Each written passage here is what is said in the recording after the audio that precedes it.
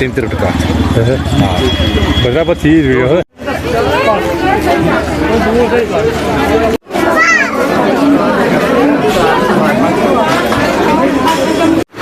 मैं आपका शुक्रिया अदा करता हूँ कि आपने मुझे बात करने का मौका दिया। ये एक पेशेंट था जिसको राइट साइड कोलन में कैंसर था, ऑब्स्ट्रक्टिंग लीजन था। इसकी वजह से जो है इसका जो बाहर जाने का जो रास्ता है वो बंद हो गया था, कैंसर था। इसकी हमने यहाँ पे आयुष्मान भारत स्कीम के अंडर इसकी सर्जरी हुई। अल्हम्दुलिल्लाह सर्जरी कामयाब रही। पेशेंट को हमने डिस्चार्ज भी किया है। आज वो फॉलोअप में भी आया था, वो बिल्कुल ठीक है।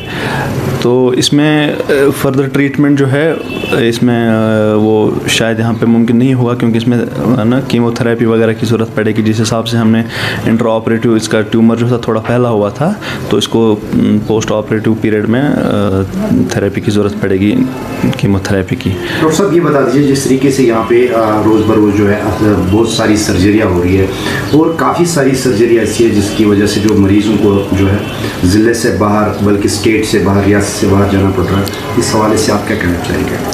इस हवाले से अवाम अन्नास से मेरी ये गुजारिश है और अपील है कि बिला ज़रूरत डॉक्टर की रेफ़रल के बगैर आप ना ही तो टर्शरी केयर हॉस्पिटल में जाएं और ना ही आउटसाइड स्टेट जाएं।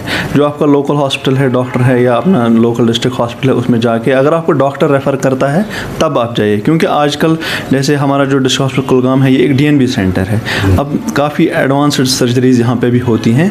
तो इन सर्जरीज़ के लिए मेरी आवाम से गुजारिश है कि बाहर ना जाएं और ना ही टर्शरी केयर हॉस्पिटल में जाएं तब तक जब तक कि यहाँ से डॉक्टर उनको रेफ़र ना करें। अब अल्हम्दुलिल्लाह अल्लाह ताला की जिस मदद से हम यहाँ पे भी काफ़ी एडवांस सर्जरीज़ कर रहे हैं।